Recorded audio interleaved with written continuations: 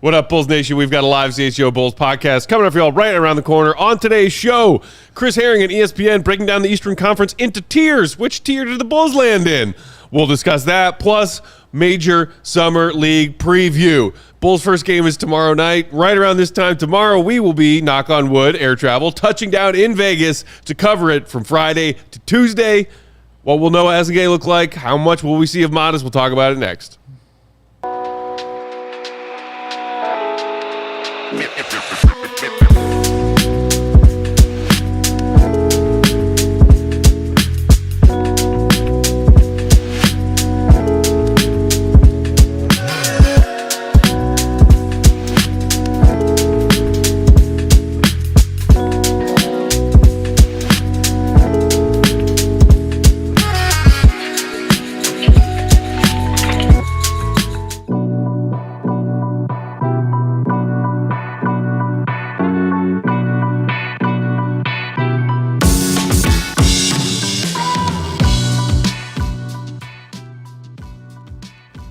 What's going on, Bulls Nation? Welcome into the CHGO Bulls podcast. Coming to you live from our studios here in West Loop, downtown Chicago. I'm Peck, Bulls_Peck. That is Big Dave. Bam! Bam! WL Sports. Will the Go Gottlieb, freshly coiffed today. Hair looking immaculate. Will_Gottlieb. Actually, I've seen it better. Dave says, all right, I've had better. And the queen of the controls, the one and only Katie W. What up, Katie? It's like a mediocre quaff today. A mediocre quaff? Dude. For him. Well, he can't give it all. For him. He can't give it all today. He's going to do it in Vegas. Yeah, I think. In Vegas is going to be on point. He's saving the true perfection quaff for Vegas. Correct. I don't know. He walked in today. I was sitting there. I looked up and I was like, ooh, that's a fresh quaff right there. As someone that dubbed it the quaff from the beginning, I can tell you. I know when it's quaffing. Well, everybody knows my favorite thing that we talk about on this show is my hair. So Yes. let's move on to the next topic. It's what the people want. No ISO cam go. We're going to talk about something. That's right. You're going to have to take this love, brother. Sorry. You got to take it. Shout out to everybody hanging out with us in the chat. Hit the like button if you are with us on YouTube. Make sure you also subscribe to that CHGO Sports YouTube channel if you aren't already. Shout out to Johnny Pitchard who said, what up, fam? Hit the like. That's right, Johnny. Right when you get here, hit the like so we don't nag you about it for the whole hour. We will anyway. Definitely Katie will. Fine day. There will be no Will slander. I agree. Nothing but love for that quaff. All right, guys. So, NBA Summer League Vegas edition. You know, they had the Utah and California, whatever. That doesn't count. Real Summer League kicks off tonight. Kicks off today, including the first look at Cooper Flag. Bulls' first game tomorrow night. Knock on wood. Travel plans all go according to plan. We will be there right in time for tip-off of the Bulls' first game. We're going to preview what the Bulls' Summer League roster is going to look like, what kind of hoops we'll see. We'll preview their opponents. And make note of who they recently drafted just last month. Before we get to all of that, however, wanted to start today's show by kind of piggybacking at the end of yesterday's show the over-under on Bulls win total, which was 32.5, first drops from the first sports book. And kind of aligned with that, Chris Herring had a piece for ESPN that dropped yesterday ranking the Eastern Conference in different tiers, sort of like a tier version of power rankings and where the Bulls are in that. So let's start right there. At the top, let's start right there. At the top, Herring called it Tier 1. Anything short of the finals is a failure, and just two teams are in that tier, the Cavaliers and the New York Knicks, the team that many expected to go to the finals this past season and didn't, and the team that did, in fact, make it all the way to the Eastern Conference Finals, fell short and replaced Tom Thibodeau with Mike Brown just last week. Any disagreements so far as the teams that are finals or bust in the East?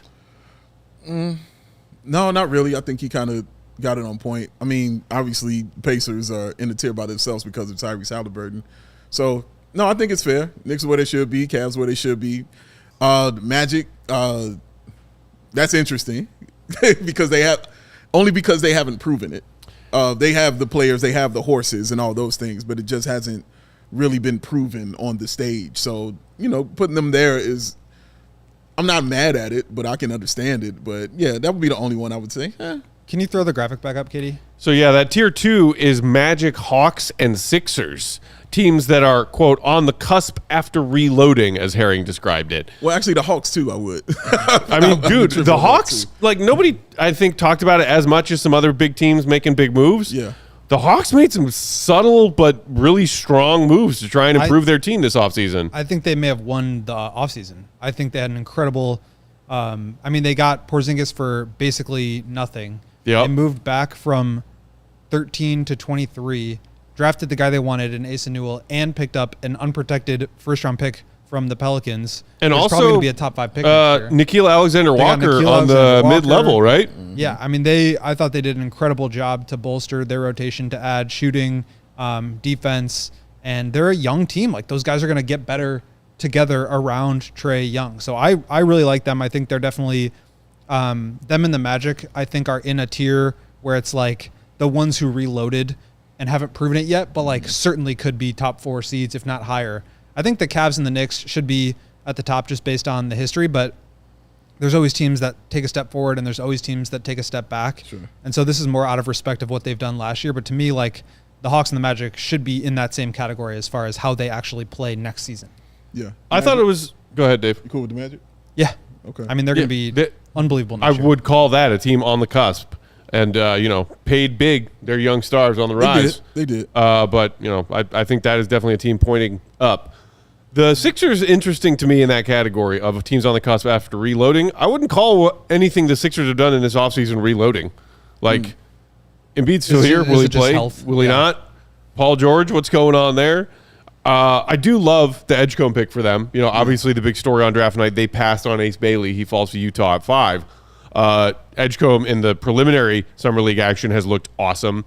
And then, Jared McCain was having a hell of a rookie year and then gets hurt. So you do, on top of that, plus Maxey, another rising star, the Sixers have good pieces. It's just like pieces A and B are still giant question marks. Yeah, huge question marks for him, man. But like you said, like, they still have a lot there. Like, their whole everything is just based on Joel Embiid and his health and what he does. You know what Tyrese Maxey is going to do.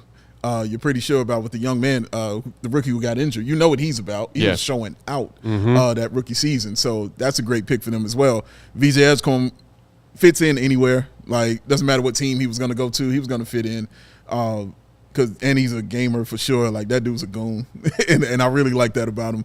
But it's all about Joel Embiid. Like, he's still Joel Embiid. No matter what people feel about, and rightfully so, feel about Joel Embiid, he is still that kind of play. He is still 25 and 12 a game. Like, it's still almost unstoppable out there. He's still getting to the foul line, still shooting those threes, still scoring just buckets and buckets and buckets. So if he's healthy, they're in that tier. And I think that's what this is kind of all on.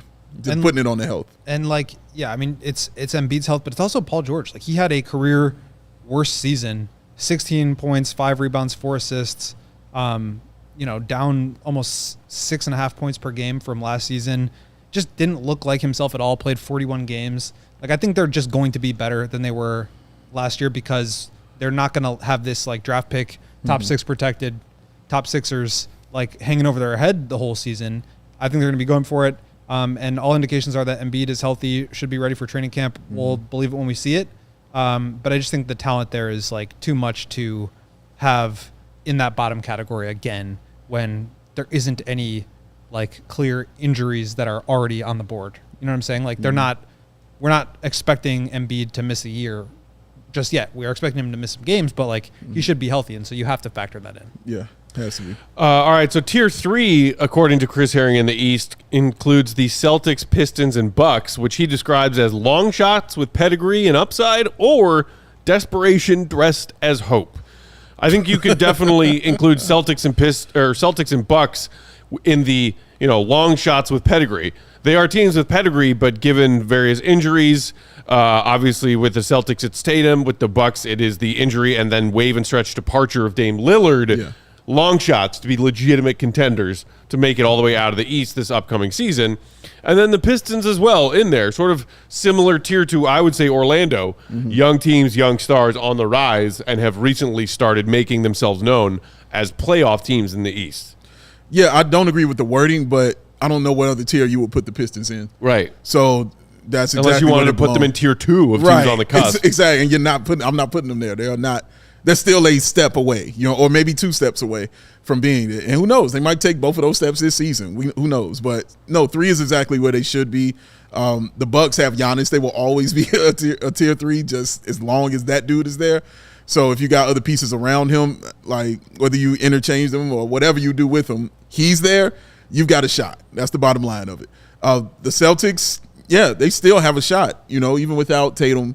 We'll see how fast, he comes back. But even without him and all the changes that they've made, for me, they are still the Boston Celtics, who are an absolute threat, especially in the regular season. They're going to win a bunch of games. It's just kind of what they do. So it will now be interesting because it is truly on Jaylen Brown. And all his flaws will be exploited. All the ones people I've heard talk about. You'll see if they will come to fruition here on the basketball floor because they're going to attack him, man. He is the guy. I'm not an ambi-turner. Can't turn left. But like they just have too much talent. I think the difference between them and the Pacers, who are in a category of their own, is like they have too much talent remaining to fall that far. Like, yes, they don't have Tatum. They trade Drew. They trade Porzingis. I get it. Horford's probably going to leave. They still have Jalen. They still have Derek White. They still have Pritchard. They bring in Anthony Simons. Like, they're going to be too talented and they're going to shoot a ton of threes. Like, they're just going to be good. They're not going to be great. They're going to be good. Yeah. Whereas the Pacers, like, I expect them to, like the Celtics, go for it and not just, like, throw the season away. They've got too much talent to do that. Yeah. But I don't see the same upside for them without Halliburton or Miles Turner, where it's like, how much can Nembhard and TJ McConnell and Aaron Nesmith and Siakam get you? Probably around 40 to 45 wins, but not 50 or 55, which is like the pace that they were playing during the second half of last year. That's true. Yeah, so the tier 4, called Caught in the Middle, is just the one team, and it's the Pacers. You would think if the name of the tier is Caught in the Middle, that's where our beloved Bulls might be, but no. You'll have to Bulls wait are until sub-middle. tier 5, Yeah. which is called Play-in Possibility. There you go. Hey, That's the sweet spot. That elusive group, that elite group, that of course includes the Miami Heat, who we play in the play-in tournament every year. Book your tickets now. And the Bulls and the Toronto Raptors. So some thoughts from Herring on the Bulls being in this tier. I immediately laughed at his first sentence because he said, Katie, if you want to throw that little clip from Herring up, Chicago would love to avoid a play-in fate for a 4th consecutive season. Pause. Would they really? I think that's exactly what they're aiming for all the goddamn time.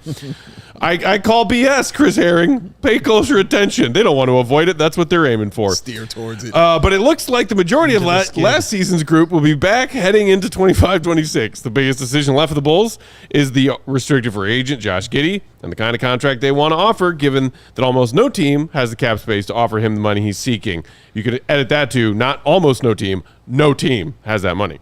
Can Chicago blossom into more than a bottom-of-the-bracket team in the East with virtually the same group? Perhaps. Look at Herring giving Bulls fans some quasi-optimism there. Huh? The Bulls were 17-10 after the All-Star break last season, and players on this young roster are eager to show they're capable of more. That's a lot of words to say the Bulls are going to be back in the play-in tournament again next year. 4 times, baby. This is exactly the tier where they belong in my eyes. Yeah. There's one tier beneath it, and it's the tanking tier, and we all know They refuse to be in that tier. They're not going there. Again, I think he put this one, dead on and correctly, where he had that team ranked, along with the other 2 teams that he had in that same tier as well, because that just feels like a play-in team. And when you've been under 500 for your past, 3 seasons, 40-42, 39-43, 39-43, and you coming in and, like, what else are you supposed to be outside of that? Hopefully they take a jump. Obviously, that's what we're all kind of rooting for, is they take a jump and they get out of that predicament. But not just them, but it's also the teams above them as well. Those teams didn't get worse. Even though some of them got injured, they didn't get worse. They still are like, no, we're good enough to still be right here. And you guys are still, no, stay right there where you are in that nice tier, comfy with the Heat and everything like that. So, yeah, I don't have a problem. I think it's just pretty dead on. Yeah, I think it's obvious that the Bulls are above those bottom 3, the Hornets, Nets, and Wizards. Although I think the Hornets might make a little bit more of a push this year.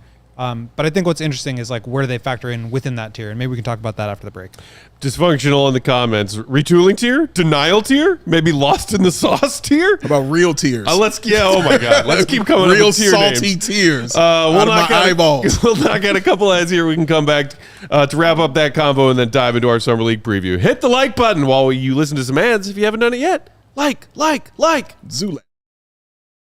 Today's show brought to you by Empire.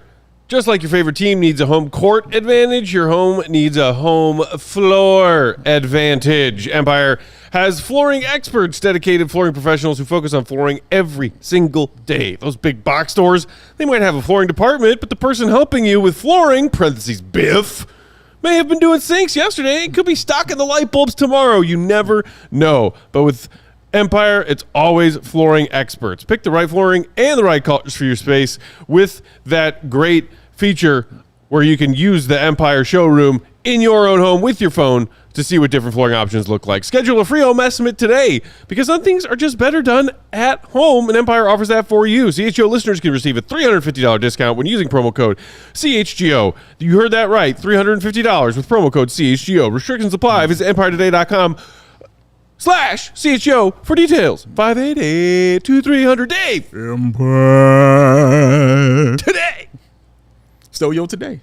Yeah, I was ready for it, but He was ready for the handoff. He's also ready for some barbecue. He's ready for some ice cold drinks, and he's ready for country music, ladies and gentlemen. Only place you're going to do that at is the Windy City Smokeout. Steven's going over there. It's back starting today, July 10th through the 13th. 4 full days of country music, ice cold drinks, and all the award-winning barbecue your stomach can handle. Does it get more summer than that? I don't think so. Matt Peck told me no, so it don't. Nope. And if you still need tickets, Friday is still available, y'all. Friday is still available. Country music's biggest stars like Bailey Zimmerman, Old Dominion, and oh my God, Dylan Gossett. Gossett's like Johnny Furphy. Don't miss out on the best weekend of the summer. Grab your Friday tickets now at WindyCitySmokeout.com, and CHGO booth will be there today on Thursday. So make sure you stop by, say hello. Who? You don't know Kenny Chesney? Oh, no, I don't. Yeah, Oh, she okay. thinks my tractor's sexy. Okay, all right. That's the one song of his I know. Tim 'Cause McGraw, it's too. just Shout an out to him. absolute absurd song title. Brooks and Dunn as well. Hey, what up, Bulls fans? We're back from break. CHGO Bulls rolling along live here on Thursday afternoon ahead of our Vegas departure to cover Summer League. Very excited. But in the meantime, we were also discussing the Eastern Conference tiers piece by the one and only excellent Chris Herring. The fact that the Bulls are in Tier 5, play-in possibility. Just scratch out that word possibility. Go ahead and write that play-in and pen. Go. You were in the middle of a thought before our break. well, I just think it's interesting to consider where in that category they fall because what were the teams again, Katie? It was like the Raptors. Toronto and Miami are the other two the in other the play-in two. tier because the Hawks, the jerks, left and moved up a tier because they actually made competent, strong moves this offseason. So those teams are competing for 10, 11, and 12. So this is not a situation where it's like, oh, the Bulls are going to be in the play-in again, and you can like put it in Sharpie. I guess that's true because there's 3 teams in the bottom tier that There's will 3 be teams in the bottom 13, tier. 14, 15. Exactly. And so I'm not saying I don't think the Bulls will be in the play-in. I kind of think they will. But it's interesting that they would be in that same category. And it's curious to know whether there will be more competition there this year. We saw the Raptors just completely throw away the second half of their season. The Sixers do the same thing. You never know what's going to happen with injuries, and more teams could be introduced into that category or join the bottom feeders. But it's just, I wonder, like, can they just waltz into the play-in again? Do they have to go on another 15-5 run? Can they do that if more teams are competing? And so, kind of lining this up with the over-unders that we talked about yesterday, the Bulls at 32.5, Raptors at 34.5, Heat at 37.5. Like, Vegas has them as the 12th seed. Yeah. And shout out to our pal Clem, French Bulls fan in the chat, who said it would be hilarious to try our absolute hardest and end up 11th. Like, that is a possible outcome among a few possible outcomes. Not that many possible outcomes. There are, I think, a few. And it's that they shock everyone and find their way to a 6th seed in a improving East. Yeah. That is the ceiling, I think, and a very high ceiling. No, it's the ceiling. Then there's the most likely outcome, which is that they end up somewhere 7 through 10. Yeah. And there's the possibility that they end up somewhere 11 or 12.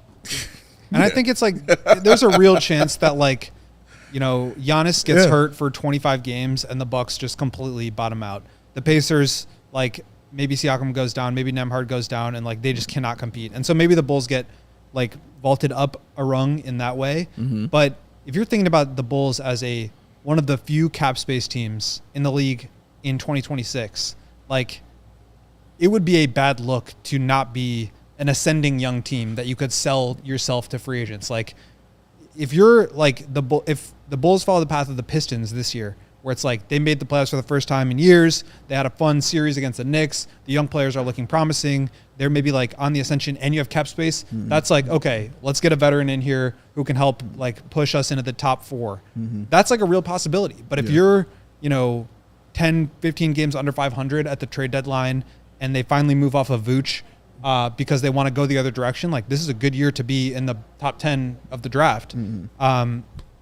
That doesn't yes, you get a lottery pick out of it and hopefully a good one, but it doesn't necessarily put you in position to really maximize the cap space that they have, which may look a little bit less than what the Keith Smith projection was for today, depending on what Giddey gets. But it is just like interesting to see what kind of pathways the Bulls could go depending on where in this tier they fall. Let me ask you this. If the Bulls, obviously, I think we all feel, I'll deal with you. We all feel they'll be a play-in team.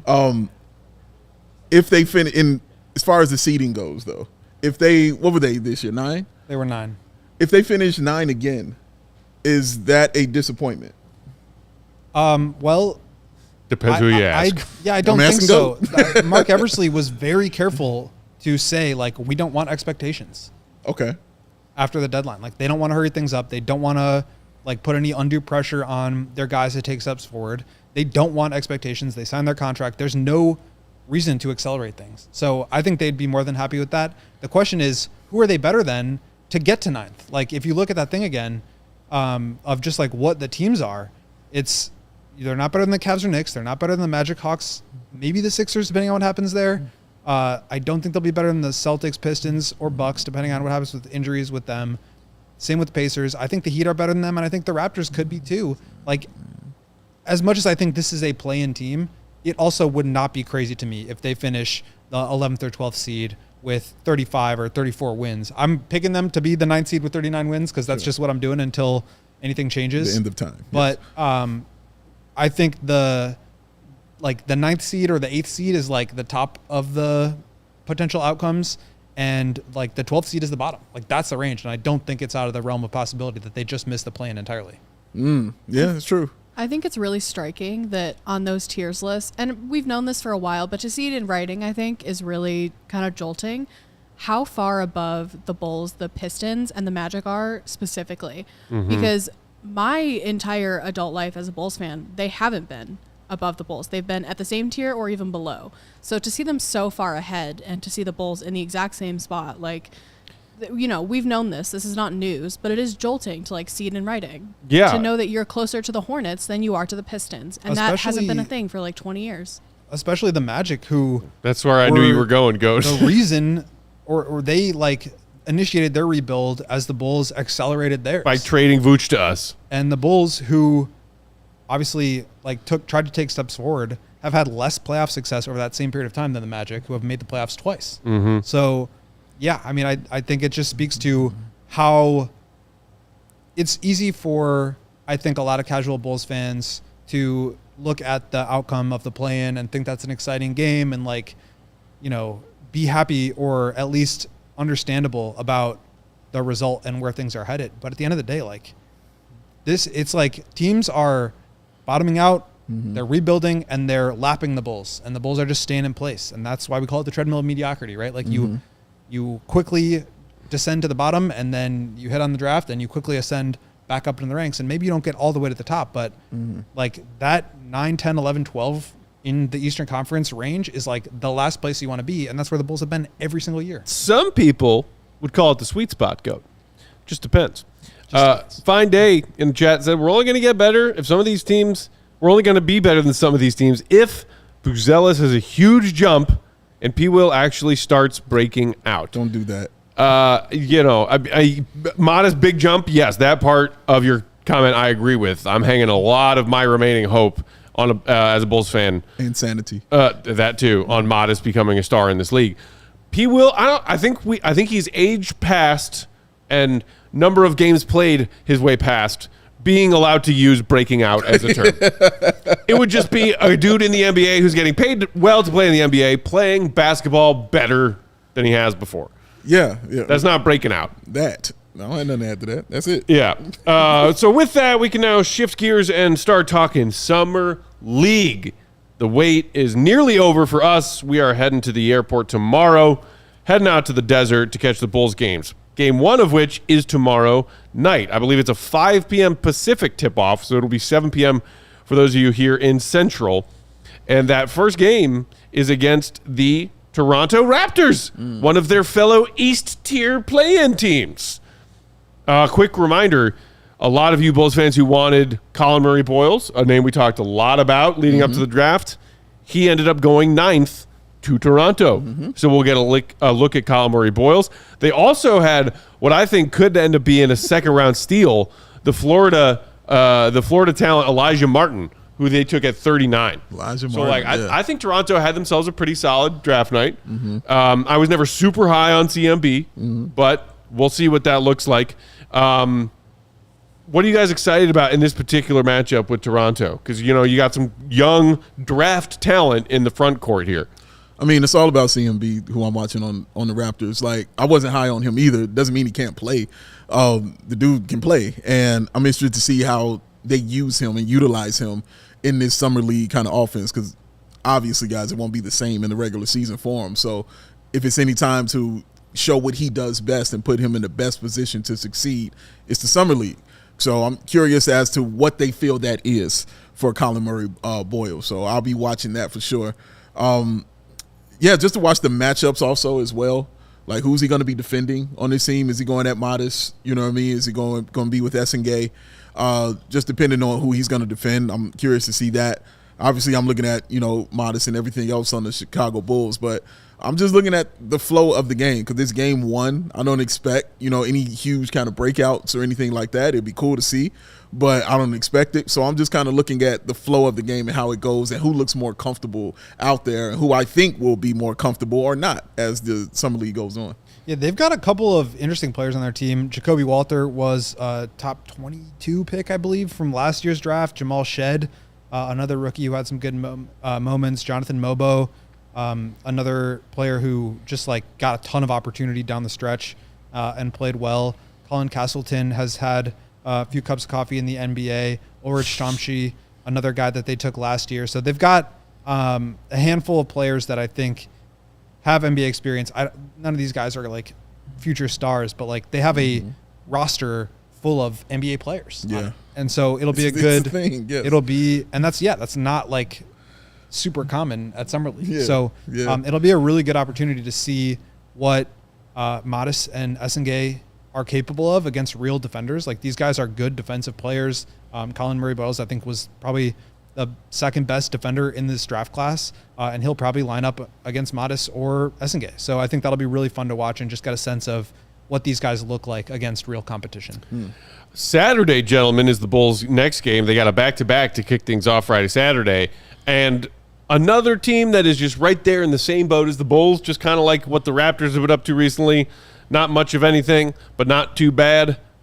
The Kongs. I like it when the beat go. So they acquired the rights to the 24th overall pick in the first round of this 25 draft in late June, acquiring Colorado State's Nick Clifford. Curious and excited to see him. I know we got some Rams fans with our pals over at DMVR. Yeah. I didn't do a ton of Nick Clifford tape watching when we were getting ready for the draft, because I think he was just most often projected to be sort of a late first kind of prospect, not really on the Bulls' radar. And then also the Stanford kid, Maxime Reynaud, they took 42nd overall. I don't know about y'all. We'll see what happens with these young guys matching up with the Bulls' young guys. I'm also curious if the new Kings front office, after they kicked the old one out of town, after some questionable trades, are bending AK's ear while they're watching this Bulls-Kings Summer League game to be like, all right, how do we make Vooch for Domas happen? It's got to be there. It's going to happen while we're there. Yeah. Quick pause. We'll knock out some ads. We'll pick this up, breaking down the Bulls' Summer League opponents and those matchups on the other side. Hit the like. If you voted in the poll, might as well hit the like. Are you looking to buy, sell, trade, or rip open a pack of cards? I like doing that. Arena Club is changing the hobby with their transparent slab packs and no-fee auctions. You got to check out the slab packs. They are awesome like that. Every pack has grails that rhyme, are at least 20 times the price of a pack. Did I just say that? Oh, yeah, 20 times of a pack. Arena Club is the most trusted name in the game. More rhymes. They offer full transparency, showing every card in the pack with the likelihood of pulling each one so you know exactly what's available before you buy, which is awesome. Whether you're buying, selling, trading, grading, or ripping open those packs, Arena Club is the safest, most trusted in the game. And if you're headed to that 45th National Sports Collectors Convention, be sure to stop by that Arena Club booth. It's all happening July 30th through August 3rd at the Donald E. Stevens Convention Center in Rosemont Horizon. We've been there. It's awesome. Right now, you can get 20% off your first slab pack or cards purchase by going to arenaclub.com/CHGO and using that code CHGO Arena Club. Rip 'em. Today's show also brought to you by Bet365. Whatever the moment, it's never ordinary at Bet365. With the Bet365 early payout offer, while you're watching all your baseball games this season, you're a winner if your team goes 5 runs ahead with an instant payout on straight bets and parlay selections marked as winners. Download that app and use promo code CHGO365 when you sign up, because when you do that, new customers get $150 in bonus bets when you place your first $5 bet. Win or lose that bet, don't matter. You're getting that $150 in your account either way with that promo code CHGO365. And those bonus bets, you can use them on just about anything: spreads, totals, player props, futures, and more. Whatever the moment, it is never ordinary at Bet365. Must be 21 and older. If you or someone you know has a gambling problem, crisis counseling and referral services can be accessed by calling 1-800-GAMBLER in-app only. And we're back. CHGO Bulls rolling along live here on Thursday afternoon. Hit that like button. Thanks for joining us. And thanks for hitting the like. Vote in the poll, too. All right, so where we left off. Bulls' second matchup in Vegas is the Sacramento Kings. They got Nick Clifford. They got Max Reno in their draft. Devin Carter, too, lottery pick from last year. Guy who was linked to the Bulls. Yes. Didn't get a ton of run last year just because of the injury. Right. If you recall, he had the shoulder surgery before the season. And then, you know, the Kings just had a bunch of changes to their roster and trying to figure out who they were, obviously adding in Zach and DeMar, trading Fox. I feel like he has an opportunity to take a step forward this year, and it'll be interesting to see. I mean, he's, 23, 24 at this point, so he's got an opportunity to really take over in some of these games. I am a big Nick Clifford guy. I definitely watched a lot of Nick Clifford. I like his game a lot. That dude, for me, he was a college star. He was a straight up star. And he plays with just a real fire, man. And he plays like I'm the best player on the team, kind of way. But he can definitely be unselfish for sure. But man, he can get buckets, bro. Like, that dude can get buckets, and bucket getters are always welcome in the NBA. So I'm interested to definitely watch him, man, because I think they got something with that young man, and he can play defense as well. So I like him. You mentioned Devin Carter. Absolutely, definitely want to see him. Just, sucks what happened to him last season, and he wasn't able to really get out there and get some real run. So I know he is truly looking forward to getting out there and playing. So, yeah, those two guys I would definitely have an eye on for sure. And then Maxi Reno, the guy we really liked, certainly not main man. Yeah. Perfect player. Not like I think I had him in the first round of my mock draft or my big board, but yeah. There's some real questions about him and his versatility, his ability to read the game quick enough. So I'm curious to see if he can, what he looks like in the NBA. If it's free-flowing style, like it should be in Summer League, I think he'll have a really good Summer League. But, yeah, you're right. When it comes to slowing it down, playing some half court, getting into those sets, he'll struggle with that, I think. But just in general, he should be fun to watch.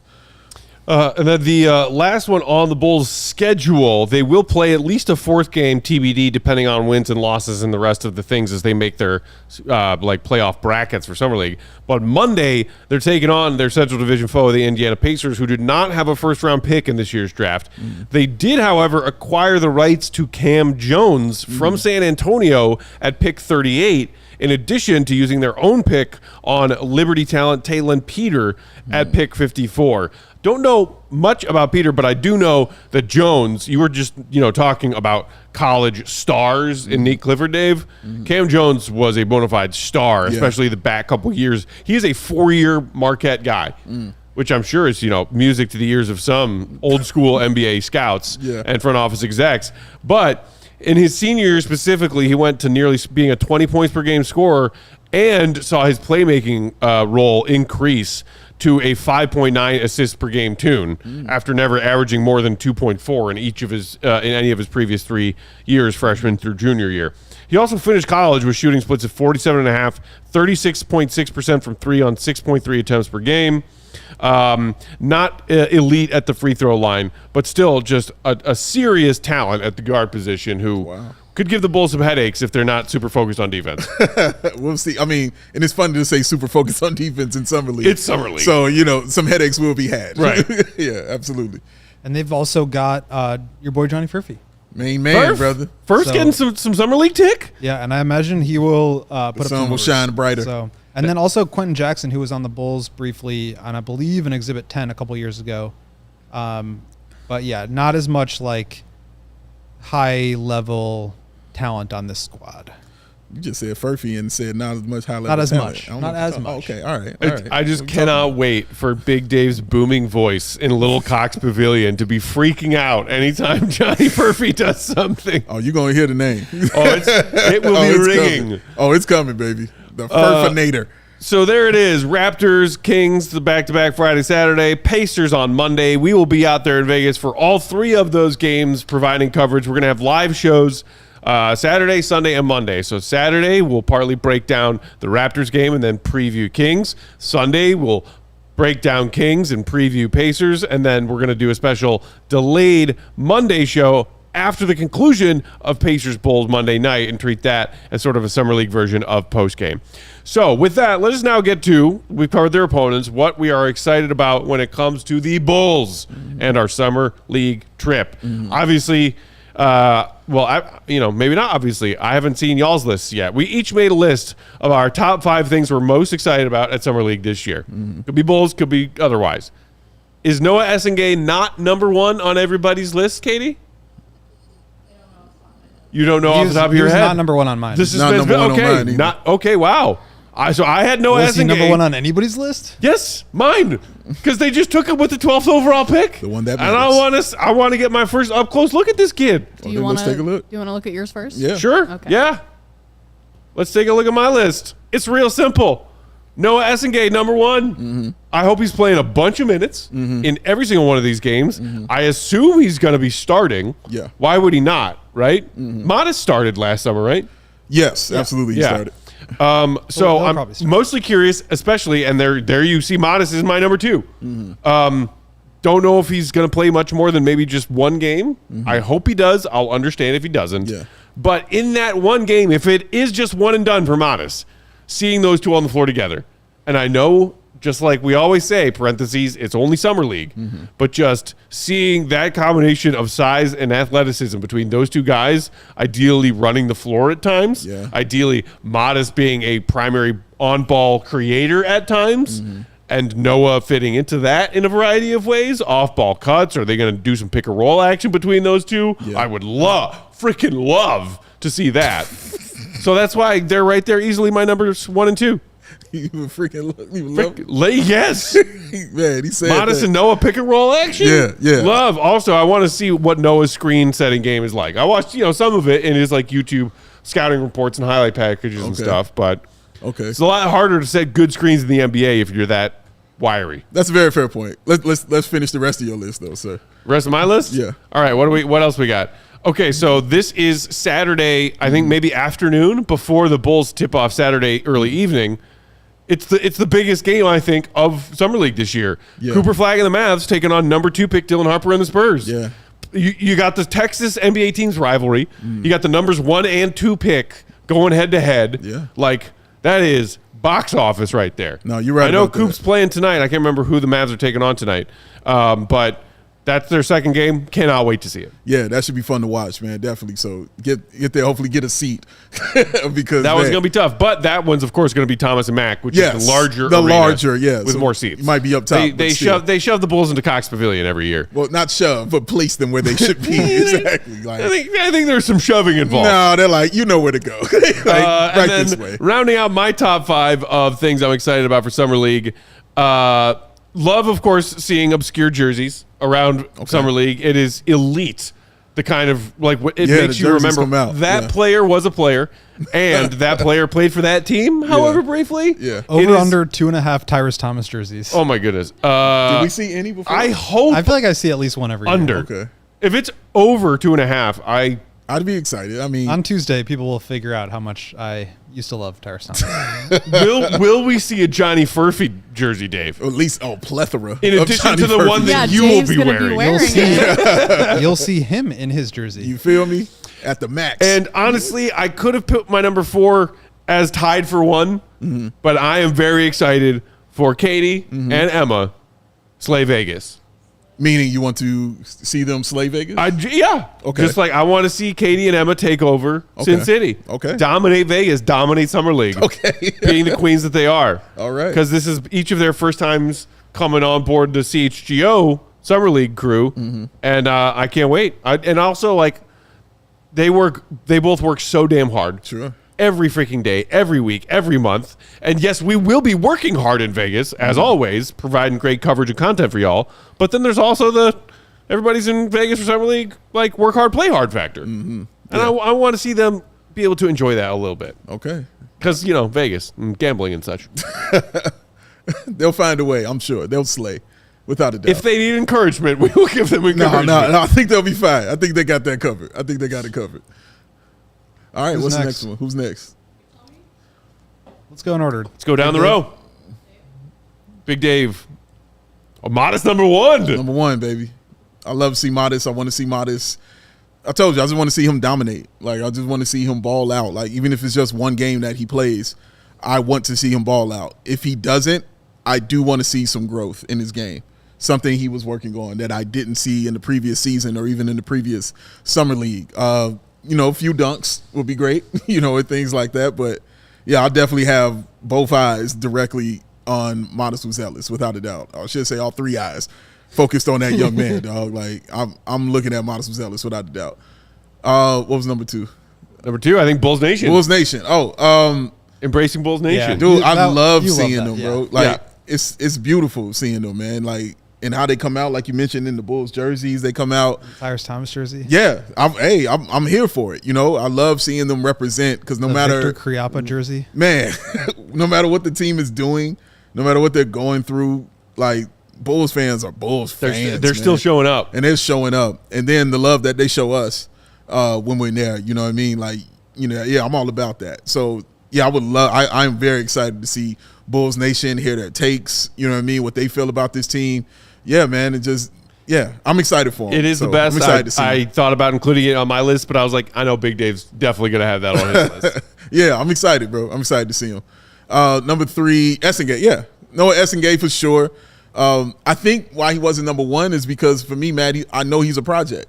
Yeah. So I know what I'm walking into. You know what I mean? So nothing's really on the line for me with Noa Essengue. I just want to see him run up and down the floor and dunk a few times. So question, is that different than how you felt walking into watching Matas at Summer League last year? Yeah, absolutely, because Matas was supposed to be a number 1 pick in the draft. Okay. So, yeah, there's different things. That's not a project dude. So you viewed coming into Summer League, Matas was at some point projected to be top that 5 guy. Pick, maybe number 1 overall pick, and then slid and luckily fell in the Bulls' lap. So expectations were different. Yeah. So then Noah, who was most people had him in the 12 range. Because immediately you're like, okay, why did you slide? Let me see your game. What did you do? Right. What's the reasoning? But what's your mental like? What is this like? So I'm asking all these questions that I need to be answered.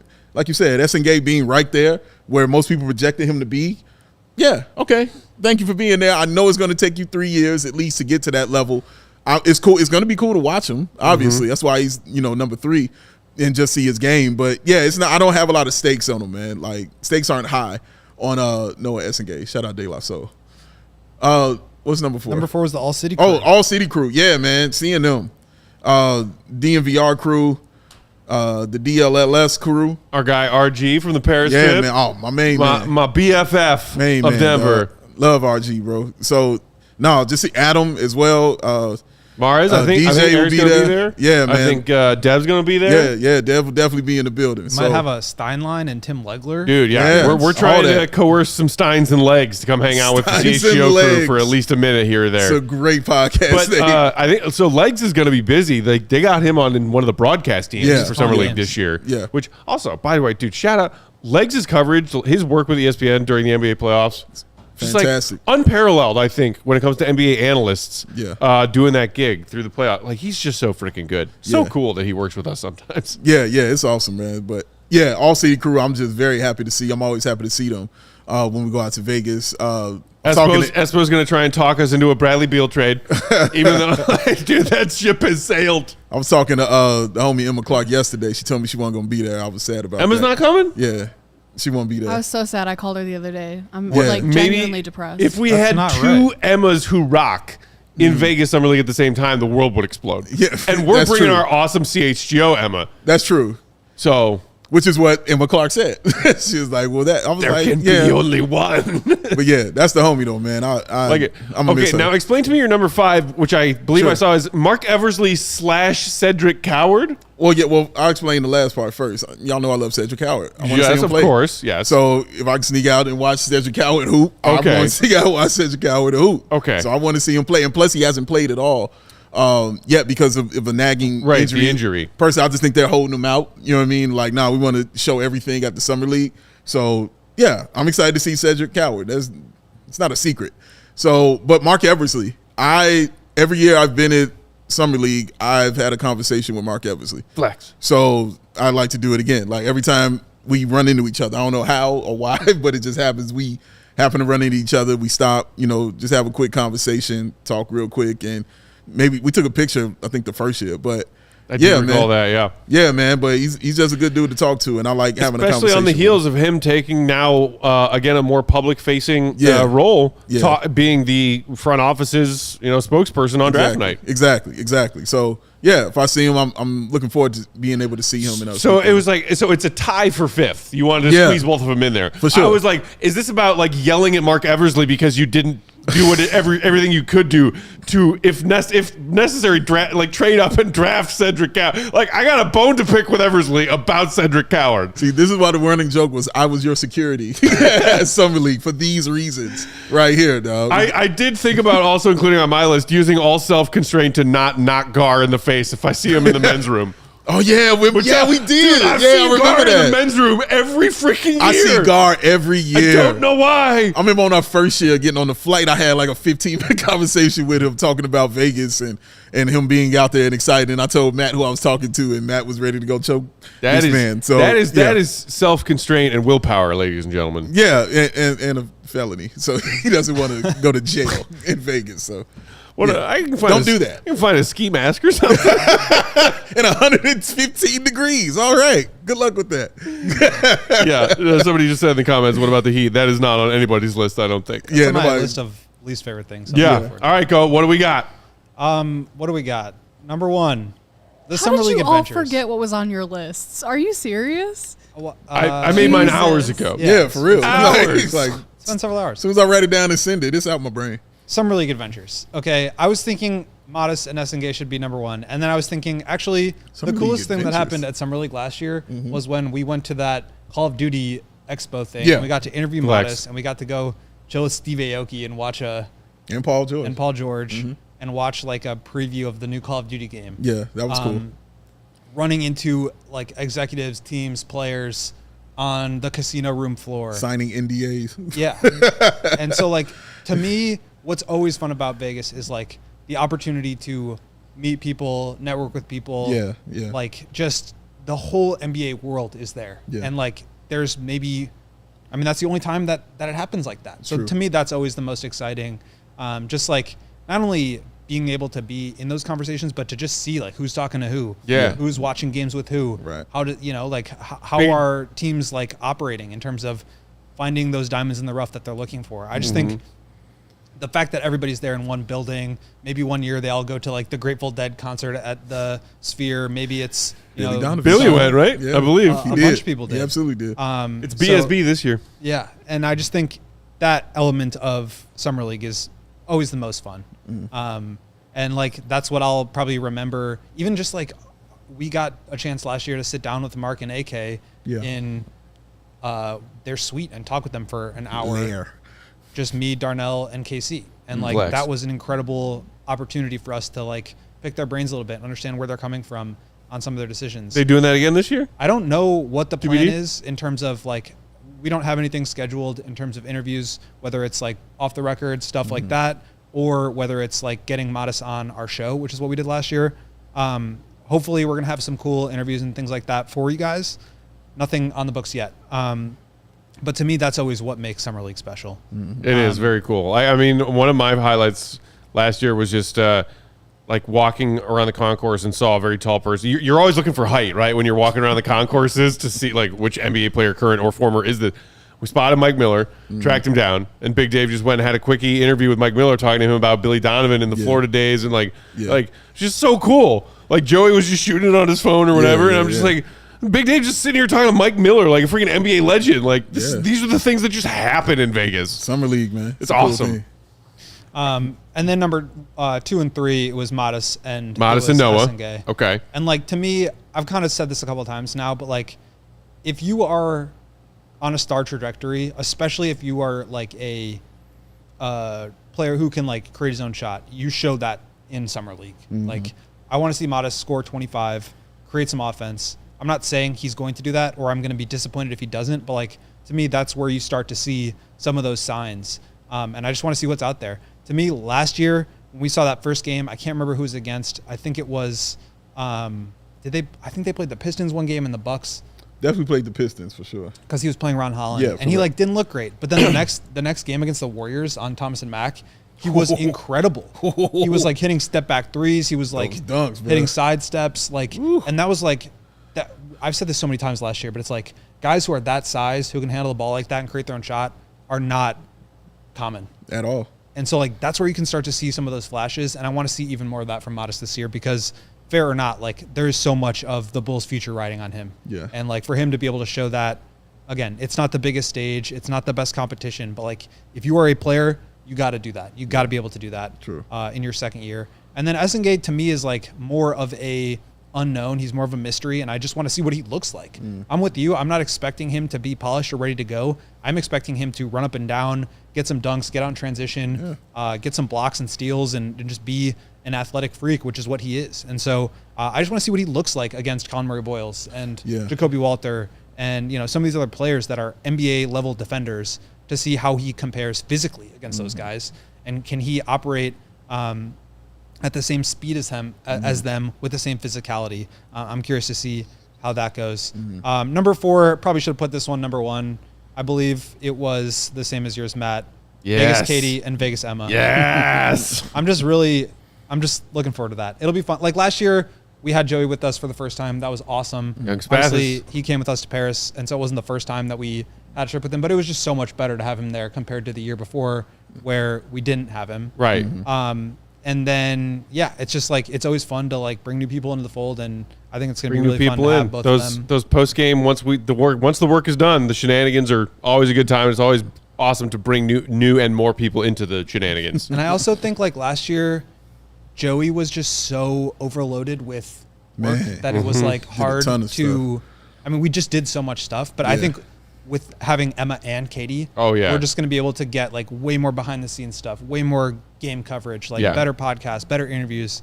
Speaking of those two working their behinds off exactly every second of every day. And so I'm excited for them to experience it, because it really is fun, especially the first time you go. There's really nothing like it. And so I'm really excited for them, and hopefully they really enjoy it. And then number 5 is just to like see this rookie class.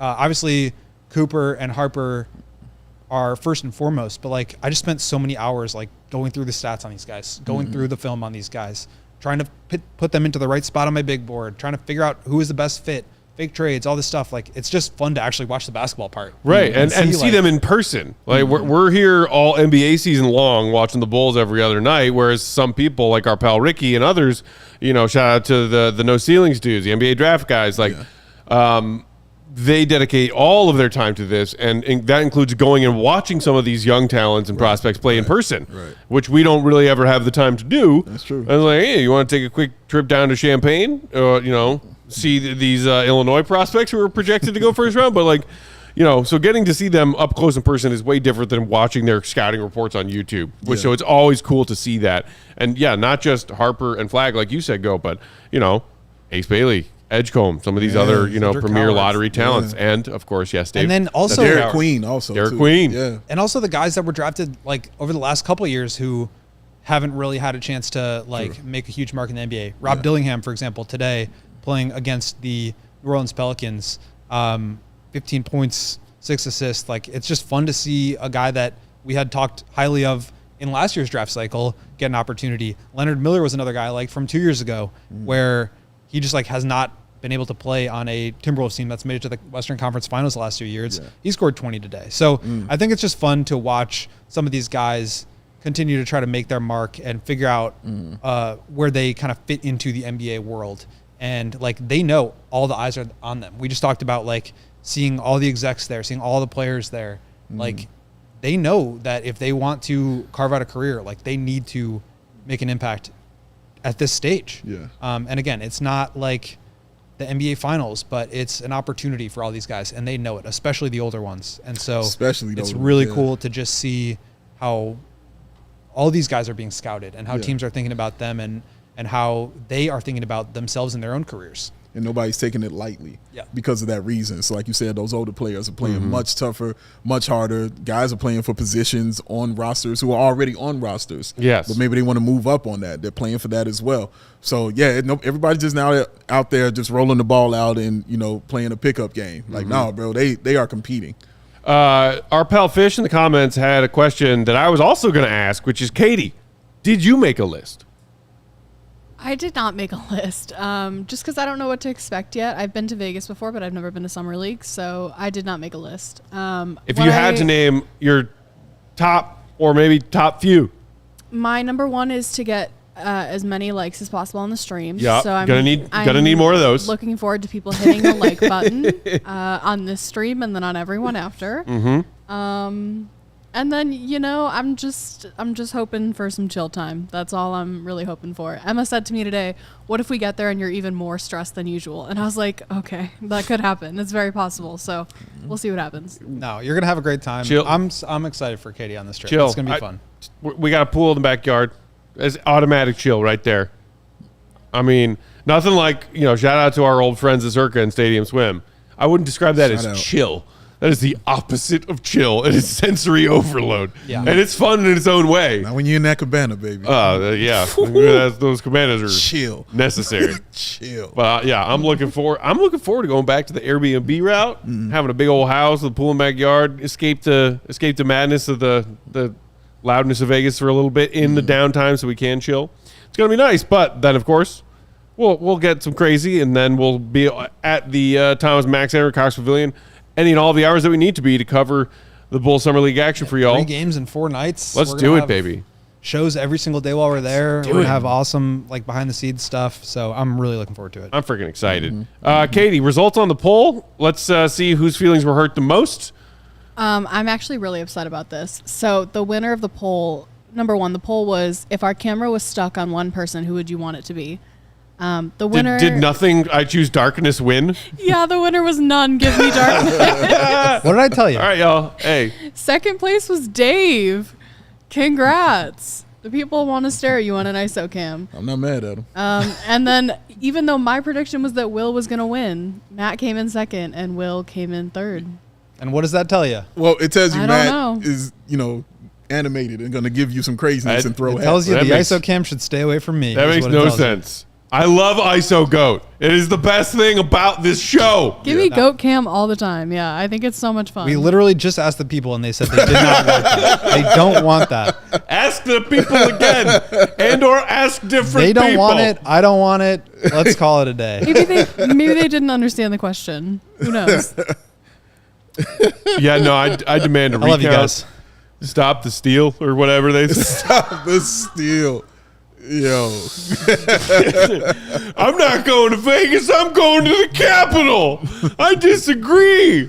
Oh, my goodness. All right. Well, with that, let's get out of here. We got some packing up to do. We got some travel prep to do. Shout out to everybody for joining us today. Hit the like button if you haven't done it yet on your way out. That is what Katie wants the most of all when it comes to Summer League. She would like your likes. Make sure you also subscribe and shout out. We didn't address this at the top, but big news today. Welcome aboard, Adam Johns joining the CHGO Bears crew. Yeah. Very exciting stuff. Longtime Bears insider and journalist, beat reporter for Sun Times back in the day, most recently The Athletic, and we got him. Joining the crew, Adam and the Hogan Johns pod, continuing under the ALLCITY and CHGO umbrella, plus doing his regular hits with CHGO Bears pod stuff. Yeah. All of his great writing. If you want that Adam Johns Bears intel, now's where you get it. Here's where you get it. We're running a diehard promo for that too, by the way. Sign up now. Get all that Hogan Johns content plus all of John's insider info. Plus all of our Summer League coverage. Huh? Plus all of our Summer League coverage. Plus all of our Summer League coverage. Diehard stuff. Yeah. Sign up now. All right. For the GOAT, Big Dave, for Queen of the Controls, Katie Duffy. Peck saying thanks for tuning in. We will see y'all from Vegas tomorrow. See you, Rebby. Good. Love y'all. Peace. Whoa.